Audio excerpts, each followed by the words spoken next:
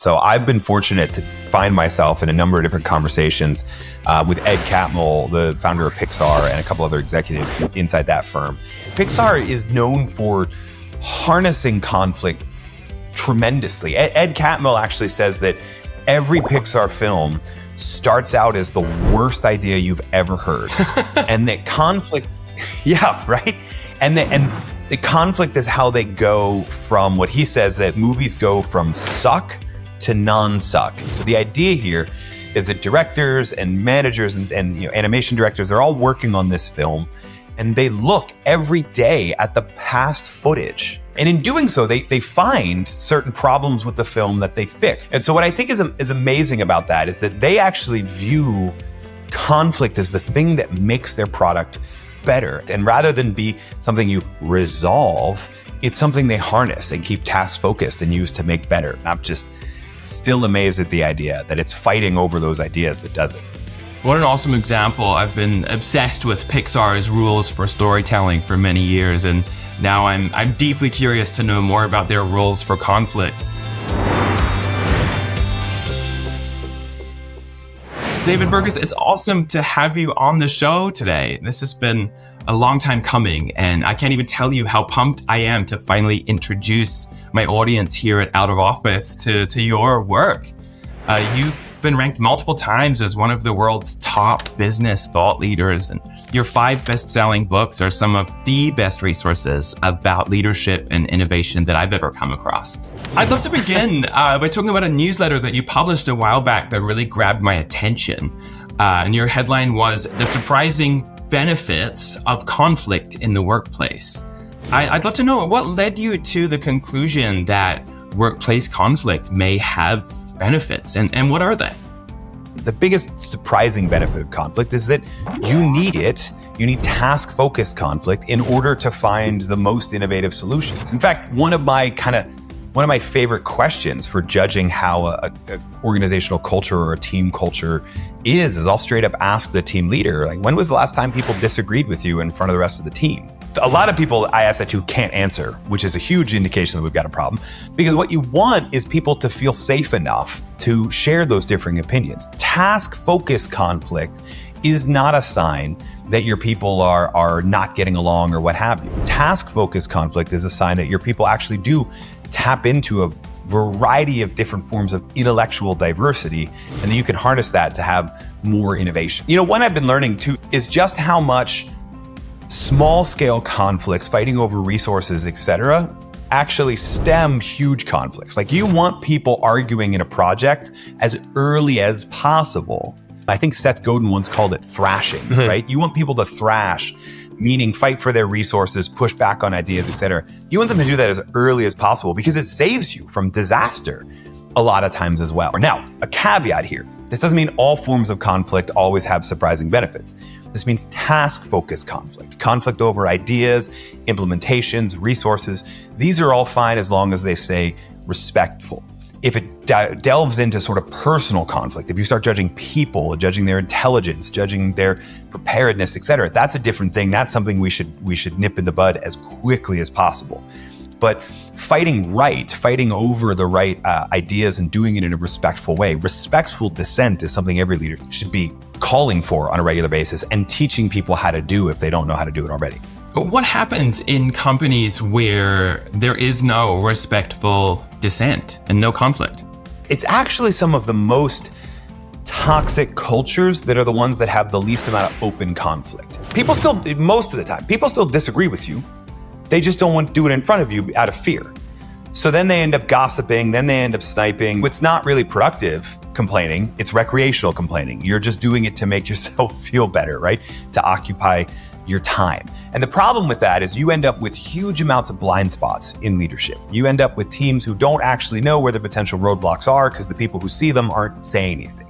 So lack of conflict on a team is really not something to be proud of. So what I'm hearing is you're not saying all conflict is healthy. Conflict is healthy. You're saying some conflict can be very healthy and productive and even necessary. How would you diagnose if it's healthy or not? The first thing is I'm watching language to see, are you pushing back on the idea itself? Are you pushing back on the person, right? Or are you asking questions about assumptions, right? Like if you're in a meeting and somebody says something you disagree with or offers a solution you don't think is right, don't push back on the person or the idea. But you can ask me questions about my idea, the assumptions behind it, right? So I look for discussions where people are questioning assumptions, or sometimes the assumptions are on, but the conclusions are wrong. And so you might end up having somebody talking someone out of their conflicting idea because it disagrees with yours, because they didn't see this downstream impact that you saw, and now that you got them to see it, right? So we're not criticizing the person or the idea. I also look for simple things, right? Like teams that say we more often than they, right? Or teams that actually believe we're all, or don't say me or I barely at all, right? It's not about my idea. It's, well, what I think would be best for us. Those are two very different statements, right? And so I look for those little languages too. Now, obviously, I always have to say this when we're talking about conflict, healthy and unhealthy. 4% of the population globally are psychopaths or sociopaths. So, it's not, like you said earlier, I'm not saying all conflict is healthy, because at least 4% of the time in your team, it may be incredibly unhealthy, right? But the rest of the time, it has the potential to be healthy conflict, is what I said. All organizational conflict has the potential to be healthy conflict 96% of the time. And you want that, because that will make your ideas better, and it'll make your people smarter, and it'll make it more likely that you find new and innovative solutions. That rings true. Which makes sense, right? You wrote Best Team Ever, which is a huge bestseller demystifying the science of high-performing teams. And you're well known for your analytical approach to company culture. So I'm really curious to ask, in your experience, what is the connection between conflict and culture? Yeah, between conflict and culture, I would say the biggest connection, or the biggest thing I look for, is whether or not there's a culture of what we call psychological safety, right? And this is different from safe spaces, which is a term people often use to shield themselves from conflicting ideas. And there's a variety of valid reasons why those need to exist. But on a team that's trying to come up with innovative, we don't have that. There are no safe spaces. There are only safe people. And psychological safety is a climate where it's a climate of mutual trust and respect, where people feel like I can share that idea. Everything we've talked about, all of it falls under that gird of psychological safety. Are we building a team where people feel safe to have the argument? Because if they do, they will, and it'll be healthy. And if they don't, they won't, and we're headed for disaster, right? In your book, you also talked about a famous Google experiment that I've been interested in for a long time, where Google brought together some of the greatest minds in the world on the topics of organizational design and productivity, and asked them to look at what makes a team high performing. And psychological safety came through in their findings as well. Can you tell us a little bit about that? Yeah, no, thank you for asking too, because I think the other thing, psychological safety is hugely important, right? That'll be something I say for the rest of my career, right? But I think it's important to talk about the other four as well. So what you're referring to is a study, Google called it their Project Aristotle. And by the way, I love that term, because Aristotle is the person who's credited with saying that the whole is greater than the sum of its parts. And that's what they were looking for. Where are the teams where the whole is greater than the sum of its parts? So what Google did is looked at across their entire employee set. This was across the entire organization, so multiple different cultures represented, et cetera. At first, they were looking for like the formula, right? Or what they just kind of thought there'd be to build the perfect team based on performance. In every metric that they looked at, there were basically no correlations between what you would normally think of and then the actual performance of the team. And so it wasn't until they went back and looked through the data and kind of shifted their focus from attributes to behaviors. So not about who's on the team, but about the way the team acts around each other. And what they found was essentially that the highest performing teams had 5 habits, if you will, 5 different things in common, which they called dependability, clarity, or I think they called it structure and clarity, meaning, impact, and psychological safety. Meaning being, am I making a contribution to the team? Do I actually see how my work helps the team and the team helps Google as a whole? Impact, do I see what the impact of the world or the organization, how our work and what we're doing and is making a positive impact, right? And then dependability, structure, and clarity. Do people know what's expected of them? Do they operate in a structure where they can get the resources to deliver what they've been assigned to deliver? And then most importantly, I think that dependability, do they feel like they can depend on the other people on the team to do the same thing they have structure and clarity for?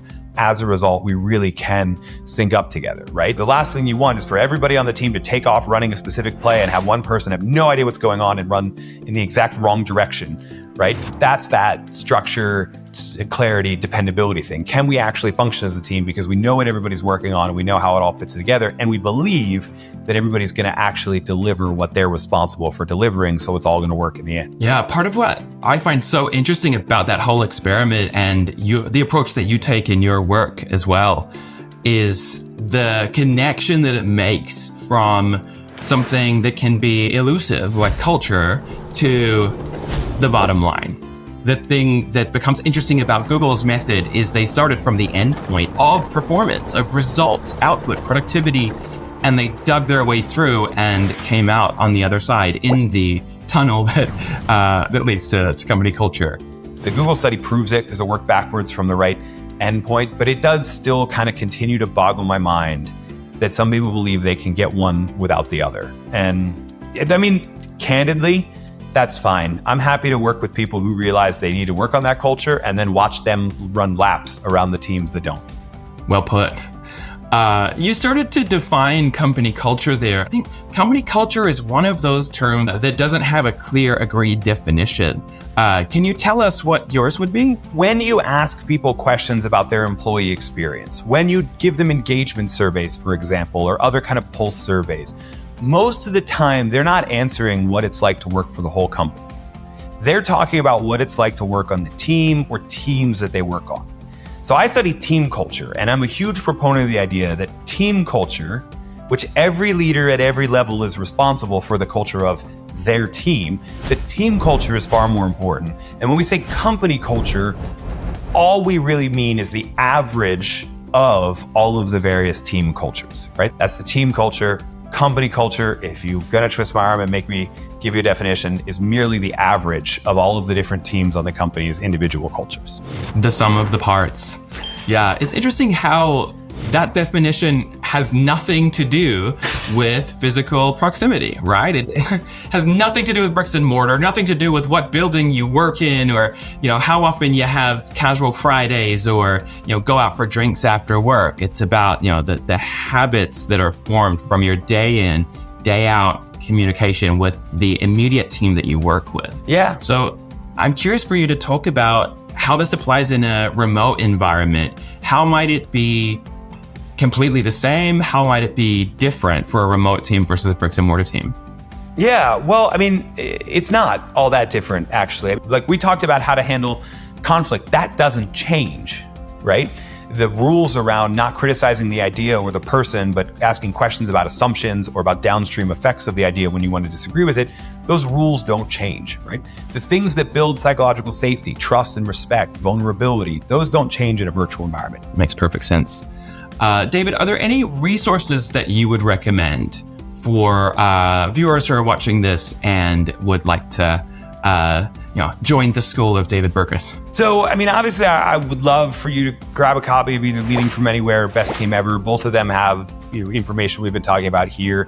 We have a free newsletter that goes out every Monday morning with video, audio, and podcast. Whatever type of learning you like to do the best, we put that training there in that format for you, and that goes out. That's what I would encourage you to do the most if you want to learn more, is check out that newsletter. Let us send you some more free content before you decide whether or not you want to take the leap on a book or working together directly, whether it be a workshop, speech, what have you. Thank you so much, David. It was wonderful to talk to you today. You've dropped a lot of gems that I'm sure our audience are going to be repeating for years to come. So thank you very much for your time. Yeah, thank you again so much for having me.